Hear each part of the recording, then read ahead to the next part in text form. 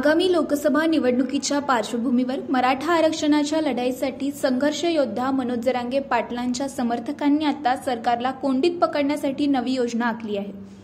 त्यानुसार प्रत्येक गावातून लोकसभा निवडणुकीसाठी किमान 5 उमेदवारांची अर्ज भरण्यात येणार आहे। अशीच तयारी खेड आळंदी विधानसभा मतदारसंघातून करण्यात आली आहे। मराठा आरक्षणाच्या लढ्याला पाठिंबा देण्यासाठी खेड आळंदी विधानसभा मतदारसंघाच्या वतीने सकल मराठा समाजाची बैठक झाली।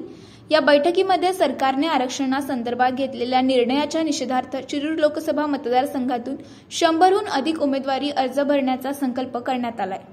त्याप्रमाणे अनेकांनी नाव नोंदणी केली आहे। मराठा समाजाला आरक्षण देण्याचे आश्वासन घेऊन राज्य सरकारने मराठा समाजाची फसवणूक केली आहे। समाजाचे नेते मनोज जरांगे पाटील यांच्या मार्गदर्शनाखाली खेड आळंदी विधानसभेतील 100 उमेदवार आपले उमेदवारी अर्ज येणाऱ्या लोकसभेला भरणार असल्याचे अंकुश राक्षे यांनी सांगितले।